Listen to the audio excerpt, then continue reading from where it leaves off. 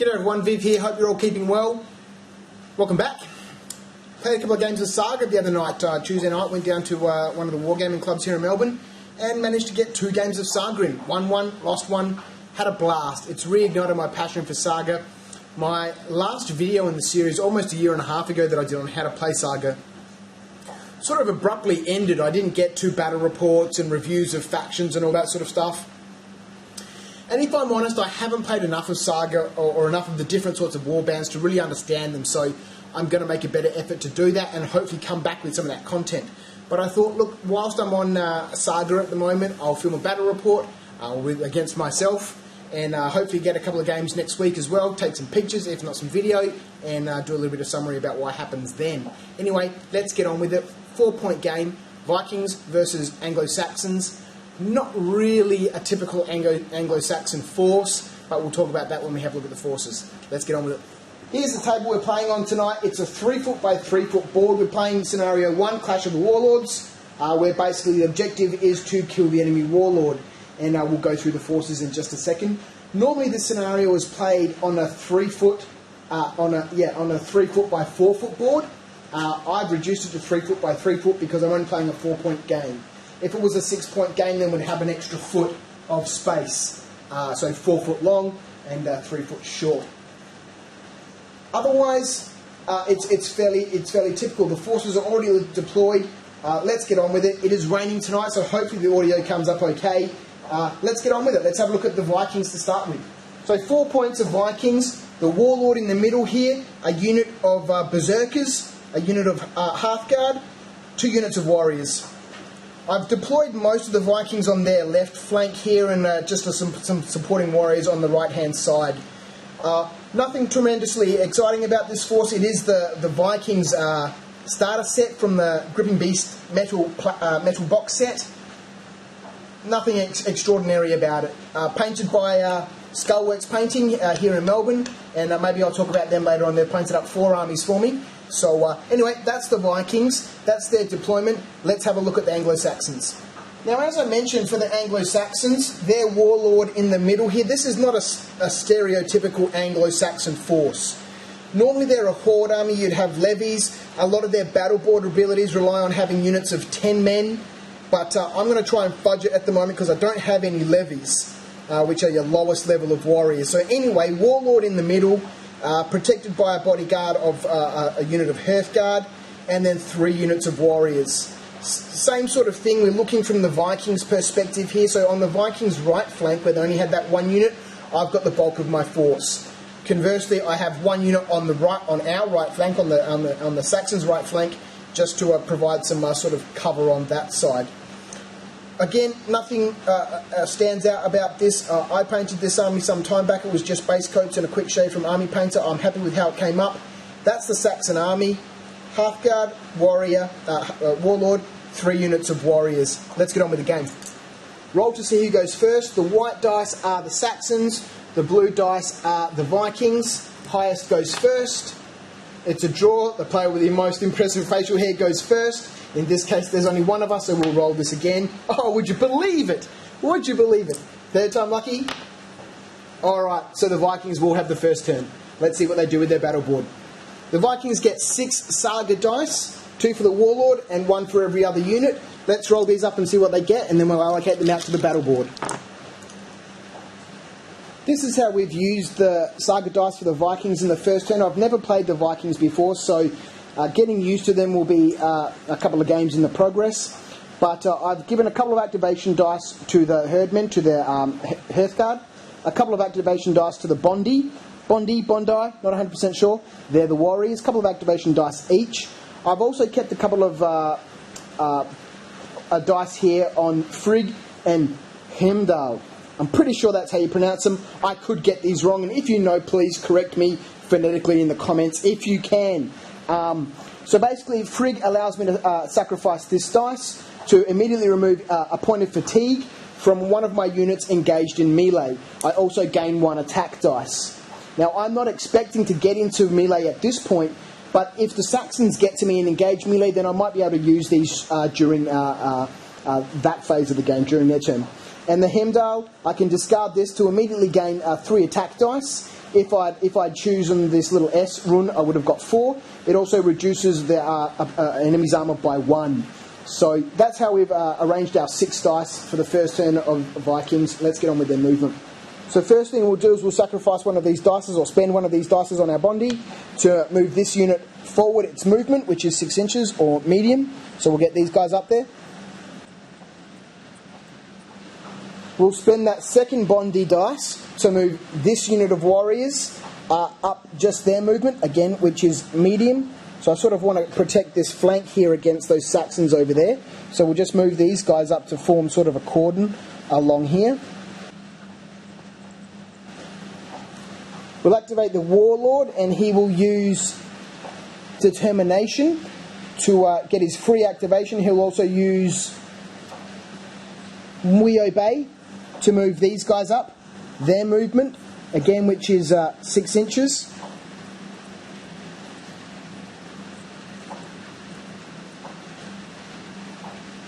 And then he will come up behind them. My Viking Warlord, he's going to get stuck in there. He's not going to stand back. I think the Saxons will try and protect their Warlord. Again, the objective is for these Warlords, is to kill the enemy Warlord. So he's going to charge in there and try and do damage. We'll see what the Saxons end up doing. We still have 2 Saga dice for our Hearthguard, for our Herdmen, so I'm going to sacrifice or spend one of those dice to move that unit of Berserkers again forward. Now, I must stop very short away. If you've watched the videos that I did on learning how to play Saga, you'll know some of the rules, so I'm not going to explain them in too much detail. Now, they've had a second activation, so they'll earn a point of fatigue. And we'll spend our last dice for the Herdmen to move this unit of Hearthguard up to sort of give the Warlord a little bit of company. And that's the Vikings' turn done. No melee at this stage. Let's see what the Saxons do. The Saxons also have 6 Saga dice, so let's roll these up and see how they allocate them to their battle board. Interesting game plan for the Saxons here. This is how they've allocated their dice out to their battle board. As you can see, not a lot of activation dice here. Saxons generally play defensive. In this case, there's a little bit of defensive manoeuvring happening here because I'm not going to activate a lot of stuff. But my special abilities here on the battle board will really tell a tale in a second. So, Stout Hearts, I can sacrifice this dice, and for the purposes of battle board abilities, I add +2 to each of my units, the number of models. So, most of my units are 8 men, +2 makes them 10 men strong, according to for battle board abilities. The third, which happens during my order phase, when I spend this dice, which I'll do in just a second, it allows me to re-roll another Saga dice for each of the units that are 10 men strong. So these two work quite well together. I've also allocated out some dice to No Surrender. I had a really good roll here with a lot of helmets. So I've kept these here just in case I want to use them now or in the next phase. I need to spend both of these dice, as you can see from the plus there. So No Surrender basically allows me to activate every unit consisting of 10 men and remove a point of fatigue. These activations do not generate any fatigue, so that's fantastic. We'll see what happens if I end up using it, which I probably will. And Defender of the Realm. This is used during melee. It allows me extra dice, 2 extra dice, either attack or defense. And if the unit is 10 men strong, I get an additional 2 dice. So everybody, well, almost all of them are, so there'll be 4 dice for Defenders of the Realm during melee. So let's see what the Saxons do in terms of their activations. So I reckon the first thing we have to do is take care of this threat from these Berserkers. These guys are insane. They come in with 4 dice each on the attack, so there's 16 dice coming in there. My Hearthguard only have 2 dice each, so I'm only responding with 8. So this is the game plan. Activate the Warlord. He's going to use We Obey to get these guys to charge forward and engage these guys. 6 inches is the melee, which that certainly will be. Now we resolve that combat, then we'll move the Warlord according to his Determination special rule. So let's sort out this melee. Here's the combat. For Hearthguard, they're generating 8 attack dice, 2 attacks each, versus the Vikings Berserkers. They've got a massive pile of dice here, 4 each, so that's 16 attacks. Now we've determined how many attack dice we're going to have. Are the defenders, in this case the berserkers, going to play defensively? No, of course not. They're berserkers. They go in there and charge. So these are all attack dice. No defence here. Slaughter, slaughter. So now we go to our battle board abilities and see if the Saxons will spend anything. If they do, then the Vikings can spend some SAGA dice off their battle board. And finally, we'll see what this fatigue ends up doing. So let's see what the Anglo-Saxons do off their battle board. One thing I did forget to show you and film was the Stout Hearts and the Ferd. Both of these happened during the orders phase. So the Ferd, the dice that was on here, I spent to increase the size of my units Stout Hearts to increase the size of the units to 10 men. And then I used the Ferd to allow me to re-roll SAGA dice for each unit of 10 men. That would have given me 3 extras, but I already rolled 6 dice. You only ever have 8 maximum, so I could only roll 2 more, which I've done. And lucky enough, I got the horse and the axe, which allowed me to add shoulder to shoulder. This can be used during melee or a shooting reaction. And basically, I can discard these dice. It increases the armour by 1. And if the unit is made of 10 models, I also get 2 extra defence dice. So that's where we are. That should have happened during the orders phase. That did happen during the orders phase. I just didn't show it to you. So, Saxons, what are we going to spend from our battle board during melee? We've worked out our dice. They're going to spend Defenders of the Realm. That gives them 2 attack dice, an extra 2. Chuck those on the table. We'll also use shoulder to shoulder. That'll increase their armour by 1. They're not 10 models strong, so they don't get 2 defence dice. So now their armour goes from 5 to 6. Let's see if the Vikings choose to do anything. The Vikings only have 2 dice on their battle board, 1 on Frigg and 1 on Hemdale. Hemdale is good, but in this case, I'll just read it to you. Discard this dice to gain 3 attack dice, 4 if you discard this S rune. They don't really need any more attack dice. They've got a whole bunch, 16 already versus 10 at this stage. But it reduces the unit's armour by 1. Now, the Berserkers are already armour 3. Normally they'd be stronger than that, but their armour is reduced because they're getting more attacks there and they're suicidal, not wearing armour and all that sort of stuff. So their armour is reduced to 3. Frigg is the only other one I've got. I can discard this to immediately move a point of fatigue. They do have the point of fatigue. I don't want the Saxons to use that against me, so I'm going to spend that dice to remove that point of fatigue. Let's quickly summarise before we roll these piles of dice. The Saxons charged in, sorted out their dice. They've used 2 battle board abilities, Defenders of the Realm and Shoulder to Shoulder. So Defenders of the Realm gave them 2 extra attack dice, and Shoulder to Shoulder has increased their armour. Hearthguard are normally 5, their armour's gone to 6, so the Berserkers are hitting them on 6. The Berserkers, they have 4 attacks each, so they're rolling 16 dice. They used Frigg, which allowed them to remove that point of fatigue. Otherwise, the Saxons probably would have spent it to reduce their armour to 2, so they'd be hitting them on 2s. In this case, they're still hitting them on 3s. So the blue dice are hitting on 6s, the white dice are hitting on 3s. Let's roll them up and see what we get. Vikings hitting on 6s, scored 2. Ooh. Saxons hitting on 3s, scored 4. Wow, that's not too good for everybody else. All right, there we go. So the Vikings have done hit twice. The Saxons have hit twice. All hits are cancelled on 5s or more. So let's see if the Berserkers can save themselves on 5s or more. 3 guys die. And the Saxons, 2 guys die. This is exactly what the Saxons were hoping for. So 3 of these Berserkers are dead. And 2 of the Saxons die. The Saxons have won. They caused more casualties. So the Berserkers must withdraw. And they must move away from the enemy 4 inches. Or short. Each of the units involved in a melee or a round of melee earn fatigue. So 1 for the Berserker and 1 for the Saxons. Now our Warlord. He had originally activated with determination. So where does he go? Our Warlord is not necessarily a brave man, he's just a noble. Not any sort of massive desire to get himself killed. So he's just going to pull himself back up to 6 inches or medium behind his unit of warriors just to keep him a little bit safe. His Hearthguard have done their job. Happy with that. The Hearthguard have done their job. Happy with that. Great result. Let's get on with the next activation. Not much left on the Saxons battle board. They're going to spend this dice for the Thanes to activate this unit of warriors here and just push them forward 6 inches. That's 6 inches, but they must stop very short away from that enemy. They cannot move closer than that, so they're just going to come back a little bit, just move up about 4 inches or so. Just to put some pressure on. Now, as I mentioned at the beginning of the Saxons' turn, they had a really good roll on the battle board, giving them no surrender. I needed 2 helmets. Hard to roll. There's only 1 helmet on the dice. It's the equivalent of a 6. We got 2 of them.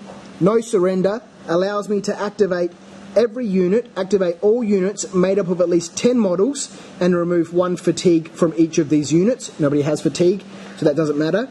These activations do not generate any fatigue. So let's get on with it. This unit that we've just moved up here is going to move into combat with these guys and fight some melee. So moving to 6 inches, that's very well 6 inches, so this is not exactly defensive play for the Saxons, but like I said, we had a great roll, so let's get these guys up into combat and figure out their dice and all that sort of stuff and see what sort of casualties we get. So we've sorted out our attack dice. Everybody is within combat here or is engaged. So 8 dice for the Saxons, 1 for each of their warriors. 8 dice for the Vikings, 1 for each of their warriors. Battle board ability starting with the Saxons. They've got nothing. Now we go to the Vikings. The Vikings do have Heimdall left on their board, so they're going to spend that. That gives them 3 extra attack dice. It does reduce their unit's armour by 1, but it gives them 3 extra dice, taking them up to 11. Warriors are normally armour 4, so the Vikings, the blue dice, are hitting on 4s. The Saxons, which are the white dice, are hitting on 3s. Again, the Vikings' armour has been reduced from 4 down to 1, thanks to Heimdall from the battle board. Let's see what we get. White dice hitting on 3s, blue dice hitting on 4s.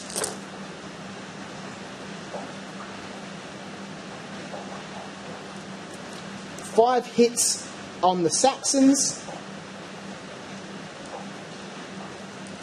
and 5 hits on the Vikings. 5s cancel.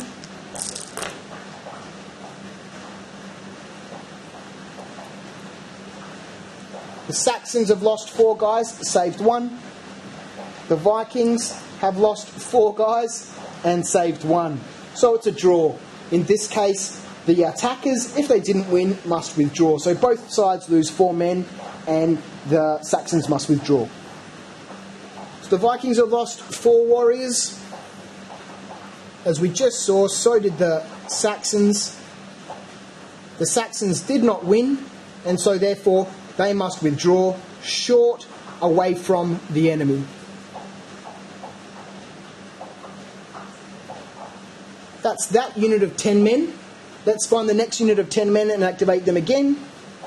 Just before we do that, fatigue gets earned for melee, so 1 for the Vikings. Now, I'll just read this. No surrender. Activate all units made up of at least 10 models. Remove 1 fatigue from each of these units. These activations do not generate any fatigue. Now, the activation that we used was a move activation, so that didn't generate any fatigue. However, they've just fought in melee, so they do earn fatigue for that. A unit of warriors out here on the Saxons' right flank.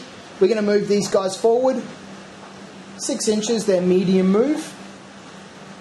Just to put some pressure and close the gap on this flank here. Not that these guys are going to pose much threat, but we'll just get those guys up there. That's their move.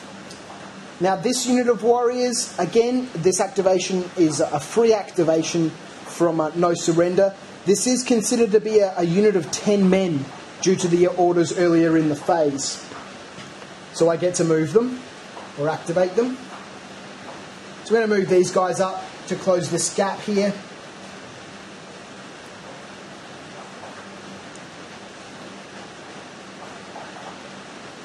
And that looks like it's about it for the Saxons' turn 1. Quick review of turn 1 before we move on to the second turn. Vikings went first, moved their left flank up, they moved their right flank up, They moved their berserkers, which have almost been wiped out, to a man, which we'll explain again in a minute. They moved them up. The Warlord followed them. Their Hearthguard moved up. The berserkers then activated a second time, charged in to the Hearthguard from the Saxons, and the Saxons cut them down. The Saxons began by activating the Warlord. He moved their Hearthguard up into contact. He ducked around behind the back here. We then activated the rest of the units, moved our warriors up here on the left flank. There was some melee here. 4 guys on each side died. The Saxons didn't win, so they had to withdraw. We moved our centre up, and we moved our right flank up. So the Vikings start off the second turn. They're still generating 6 Saga dice. They haven't lost a unit yet, although their Berserkers has been wiped out to 1 man. He still generates a Saga dice. So let's roll these up and see how they allocate them. This is how the Vikings have allocated their battle board for the second turn. They've chucked 1 dice down here in the activation pool. This happens during the orders phase. Discard this dice to roll 2 extra dice. So I've rolled 6. I'll sacrifice that and roll 2 more. We'll allocate those out in just a minute. Popped 1 on to activate a unit of Bondi. We've popped 2 on to activate the Hearthguard of the Herdman. We've popped 1 on again onto Hemdall. Here again we're sacrificing this one. This time we've got the S rune, so we can sacrifice this and we get 4 additional attack dice. However, our armour is reduced by 1. And we've popped this onto Thor. Discard this die at the end of the melee before any fatigue is added or any unit disengages. Immediately resolve another melee with the surviving figures. Now we'll have a quick look at what we're going to allocate these 2 extra dice out to, and we'll be back in a second. So we've allocated our 2 extra dice, 1 to the attack ball, so I can sacrifice this S rune, and that gives me 2 attack dice or 2 defense dice, my choice. That happens during the melee. I've also allocated 1 out to Valhalla. So basically I sacrifice this, discard this dice, and eliminate up to 3 of your warriors or Hearthguard engaged in this melee. Gain 3 attack dice per figure removed, 4 if I used this S rune, but I haven't, so if I use this ability, I'll get sacrifice 3 guys and get 3 dice for each guy that's sacrificed. The first thing I think the Vikings will do is spend the dice that they'd allocated to the Bondi and move this unit forward to engage the Saxons. The Saxons at this point could choose to spend the fatigue of their enemy to reduce their movement from medium down to short, so from 6 inches down to 4 inches, but they're not going to. They've got other plans for that fatigue. So these guys will get into combat. They need revenge. Let's figure out our dice and battle board abilities. So we've figured out our dice, so it's fairly straightforward. 1 per warrior, so 4 for the Saxons, 4 for the Vikings. The Vikings go first, choosing their battle board. They're going to use Hemdall, which gives them 3 additional attack dice. The Saxons have nothing. Now we move on to fatigue. The Vikings will spend the enemy's fatigue to increase their armour back up. Hemdall reduced it from 4 down to 3. They're going to increase it back up to 4. And the Saxons, just to be pricks, will reduce that armour back down to 3. So the Saxons with 4 attacks are hitting on 3s. The Vikings with 7 attacks are hitting on 4s. The Saxons might have been better to increase their armour to 5, but we'll see what happens. So these are hitting on 3s, these are hitting on 4s. Let's see what we get. So the Saxons hitting on 3s scored 3 hits and a miss, and 3 hits also for the Vikings hitting on 4s. So 3 apiece. 5s will save each other. So the Saxons do not save anybody, and neither do the Vikings. So there we go. The Vikings charged in, lost. They must withdraw. Vikings took 3 casualties. So did the Saxons. It's a draw. The winner is nobody. The attackers did not win, so they must withdraw short. Back to here. Both sides earn fatigue, and the stalemate on this flank here continues. Here's the Vikings battle board so far. Still some dice down here in the attack pool. A couple of activations for some Hearthguard and a couple of battle board abilities. So let's spend one of these dice for our Berserker over here to go nuts and get his revenge and charge in against these Saxon Hearthguard over here. Same deal, they could spend the fatigue to reduce the distance, but they're not going to. They're in Bloodlust right now. It's not very Saxonish, but there'll be combat here. Let's just check our range. I'm pretty sure that's okay. So in he goes. Bang, take his fatigue with him. He's going to generate 4 attack dice. The Saxons will generate 4 attack dice, 2 each. Let's check battle board abilities. Then we'll spend some fatigue and roll some dice. The Berserker, he's going to spend this dice from the activation pool. This gives him 2 extra attack dice. The Anglo-Saxons don't have anything. Let's have a look what happens with the fatigue. So he'll get his 2 extra attack dice. The Saxon will reduce his armour from 3 down to 2, making him easier to hit. He knows he's going to Valhalla, so he'll reduce their armour from 5 to 4. So our Viking with his 6 attacks is hitting on 4s. The Saxons are hitting on 2s. Let's see if our Berserker on his way to Valhalla can take these guys with him. He scores 2 hits. The Saxons score 3. 5s will save him.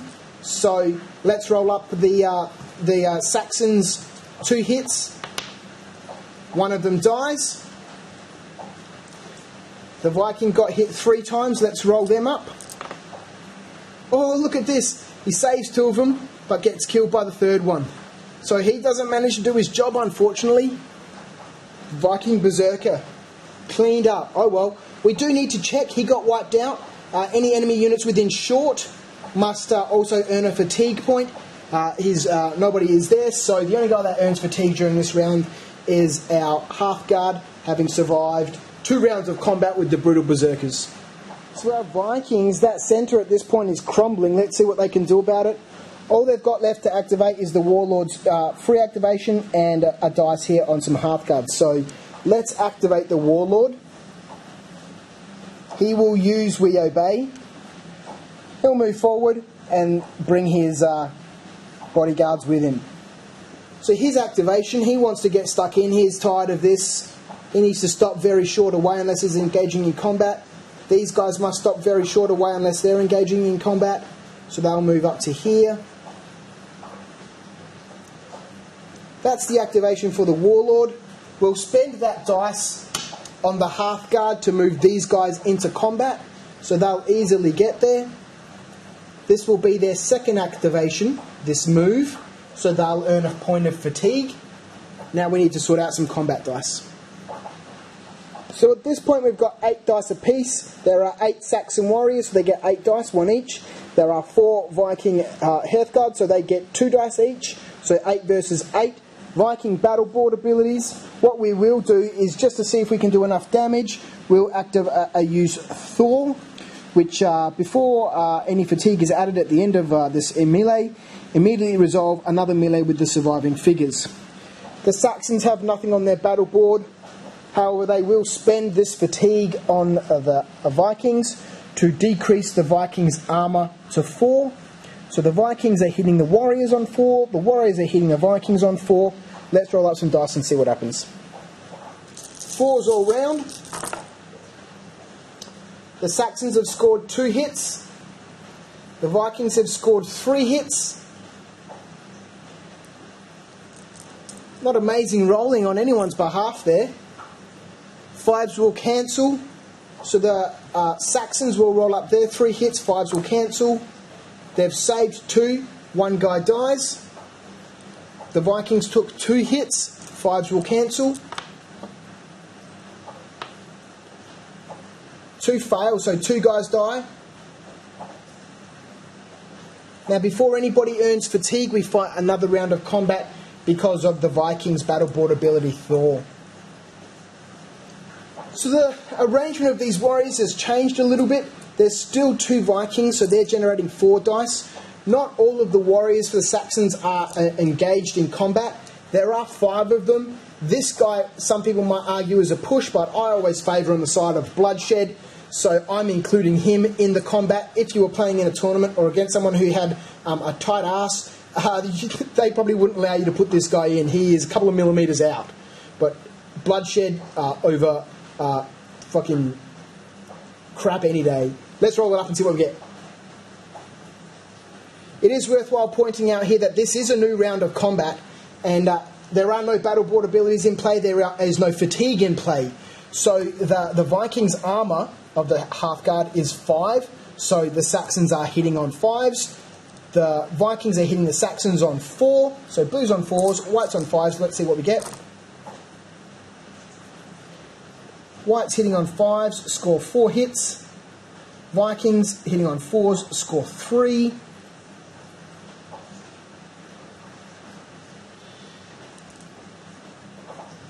Saxons will roll up their dice to save themselves. 1 save, 2 more guys die. The Vikings that had 4 hits against them, 5s will save. No. 3 losses. These guys die. Saxon victory. Not good for the Warlord here. He's looking very exposed. Quickly recap the Vikings' second turn. It's been pretty horrendous. They moved up their flank here to try and get revenge. Stalemate. 3 casualties again, each side on this flank here. The Berserker, he wanted his revenge, charged, and he had a good chance to kill both of these Hearthguard here. Killed one of them. The other Hearthguard didn't want any of that. They charged in. Again, probably some of my errors with the dice in allocations of the battle board, but they didn't do as much damage to these warriors as I thought they would. And now the Warlord there is looking very exposed. Out here on the Viking left flank, Warriors facing off against Warriors. Not much happening over here. Let's see what the Saxons can bring. So let's see what the Saxons can manage to do. The Viking Warlord is looking very exposed, as I mentioned before.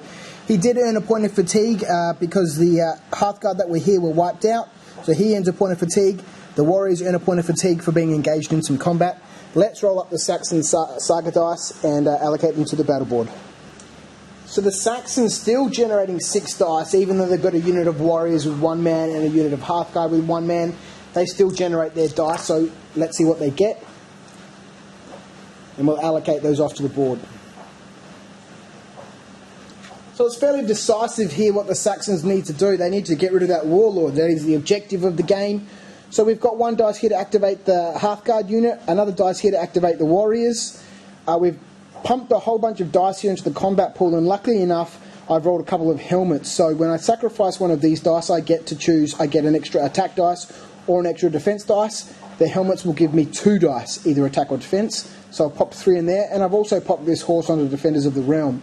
Discard this dice to gain 2 extra dice. So I'll pick that up off the floor. Let's get on with the activations. Now our Hearthguard here, he's feeling very enthusiastic. He doesn't stand much of a chance, but we'll run in and try and attack this Warlord. So he'll run in, bringing his fatigue with him. Battle board abilities. We'll sacrifice these 2 dice to give him an extra 4. The Vikings don't have much that they can sacrifice. Fatigue. We will spend his fatigue to reduce his armour from 5 down to 4. He will spend this fatigue to increase it back to 5. So let's get our attack dice. 5 for the Viking Warlord. 2 for the Hearthguard, plus his additional 4. He is hitting on 5s. He is hitting on 5s. Let's roll them up and see what we get. 5s all round. Our Hearthguard didn't really stand a chance. But the battle board's given him 4 extra dice. Otherwise, this is what it would have looked like. But he's got a chance now. So 5s all round. The Saxon Warlord only scores 1 hit, and the Hearthguard scores 2. Now, the Saxon, does he survive? Does he save himself on a 5 or more? He does. The Saxon survives. The Warlord, he needs 2 5s here. It's no good. The first one of these he cancels because of resilience. There's nobody within very short of him to sacrifice, so he takes a wound. and dies. So there we have it. No need to worry with the other activations for the Saxons. The Viking Warlord is dead. Their raiding band has been sent running. A bit of a shame for the Vikings. Their centre crumbled much more quickly than I thought it would. But our little Hearthguard here has saved the day. Fast and brutal. 2 turns. Quite surprising. I thought that the Vikings, their Berserkers and their Hearthguard there in the centre would have done more. I did make a mistake with the Vikings in the second turn, and by not getting their Warlord into combat, I just couldn't position him properly. I might have allocated the dice incorrectly on the battle board, maybe changed it up a little bit to give him a little bit more activations to get him into combat. That might have made a big difference in the middle there. The combat on the Vikings' right flank, those 2 units of warriors just clashing against each other, lots of fun there. If the Vikings had broken through, they could have put some pressure on the Saxon Warlord. A fun game, fast, brutal, 2 turns and it's over.